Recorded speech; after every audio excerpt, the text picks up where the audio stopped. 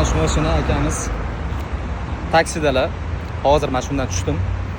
İşini shu qadar bir halollab, shu darajada bir mukammal, bir aniq, tiniq bajaryapti. Klassik formada. Tushib eshikni ochib beryapti. Men vaholanki bu narsani talab qilmayman o'z taksilarda, lekin ustafida yozilgan qonun qoidasi bo'yicha ish ko'ryapti. O'tirgandan keyin mashinani anaqasini, komfortini so'rayapti. Yaxshimi, harorati yaxshimi, konditsioner yoqaymi, o'chiraymi, nima qilay? Shunaqa xabarlar.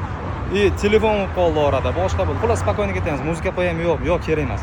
Qaroch ketib boramiz. Ichimda niyat qildim. Hozir tushsam choy pul ham qoldiraman bularga degan narsa qildim-da. Hozir ketib boraman. Ishimni zo'r xarollab bajarar ekandim. Hozir kimdir telefon qilib turib, katta qanaqadir inamarkan aytdi, men bilmayman.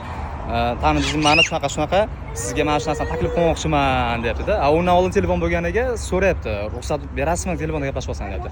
Ishini halol bajaradigan inson bo'lsa, mana shunaqa har yoqdan ko'karaveradi, qaranglar.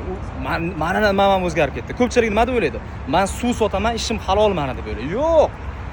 Suv sotasiz, gap yo'q, halol, lekin qanaqa uslubda ishlayapsiz? Ustav bo'yichami aytilganidek instruksiyalarga amal qilyapsiz? Mana shu narsalar juda ham muhim.